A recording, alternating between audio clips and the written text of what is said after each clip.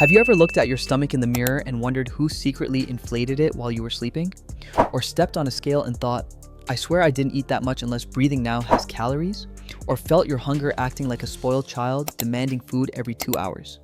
If yes, then congratulations. You already know exactly where my 5-day intermittent fasting journey began.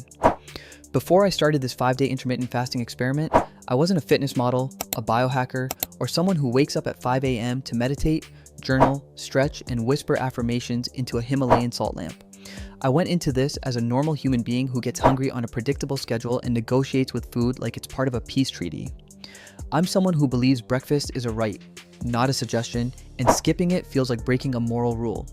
But this time, something felt different. I wanted real answers backed by updated scientific research released between January and October 2025, not social media opinions. I wanted to know whether intermittent fasting was truly effective or just another diet trend people use for aesthetic screenshots online. What shocked me during my research phase was how much the science evolved in the past year alone. According to new data from Harvard's Metabolism Research Group published in January 2025, intermittent fasting isn't simply skipping meals. It actively shifts how your metabolic hormones behave throughout the day. Insulin drops, fat burning increases, inflammation reduces, and your digestive system finally gets the break it deserves after years of non-stop eating. Then, in May 2025, the University of Toronto released findings showing that fasting improves mental clarity and stabilizes energy levels far better than traditional calorie restriction diets. By October 2025, the European Society of Endocrinology confirmed that fasting improves metabolic flexibility, meaning your body switches smoother between burning glucose and stored fat. All this sounded impressive, but I wanted more than theory. I wanted proof I could actually feel in my own body. So I chose the most realistic and research-backed approach, the 16-8 method. Fast for 16 hours, eat within 8. No starvation marathons, no only water for days torture, and definitely no risky dry fasting. Just a simple structure built on consistency, hydration, and restraint. But emotionally, I still wasn't ready. So the night before day 1, I made the classic beginner mistake of overeating for safety. I ate like a bear preparing for hibernation, stuffing myself with extra carbs in case I needed the energy. When I woke up the next morning, regret hit me faster than hunger did, because my stomach felt like a tightly packed suitcase ready to explode. Day 1 became a battle between logic and cravings. My brain was convinced breakfast was essential for my survival and refused to negotiate. Meanwhile, the science I read said my body had enough stored energy to last far longer than I wanted to admit. The first few hours were uncomfortable because hunger arrived in intense waves, but something interesting happened by mid-morning. The hunger didn't build, it faded. According to updated hormone research from 2025, ghrelin, the hunger hormone, peaks in waves and naturally declines even if you don't eat. My experience matched the research perfectly. By noon, I wasn't fainting, shaking, or planning to eat my desk.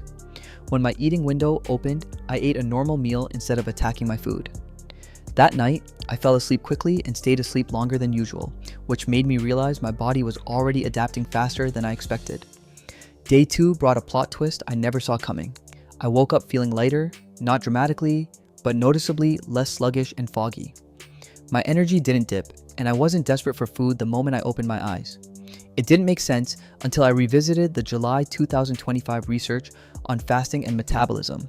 The studies explained that after 24 hours of consistent fasting, your body increases norepinephrine, a hormone that boosts alertness and fat breakdown naturally. It explained why my mind felt sharper and why my morning felt calmer. I wasn't thinking about food every 2 minutes. My cravings reduced by the afternoon, and I felt in control in a way that surprised me. It felt like fasting unlocked a level of discipline and clarity I didn't know my brain was capable of accessing. What shocked me even more was how steady my mood felt throughout the day, almost as if my brain had switched to a quieter, more efficient gear. Instead of obsessing over my next meal, I found myself focusing better and finishing tasks without the usual distractions tugging at my attention. Day 3 arrived with noticeable physical changes I could actually see. My stomach looked less bloated, especially around the lower belly area, where I usually retain water. Not flat, but less inflated and puffy. This wasn't wishful thinking. Updated findings published in the International Journal of Obesity in September 2025 confirmed that fasting reduces digestive inflammation and lowers water retention.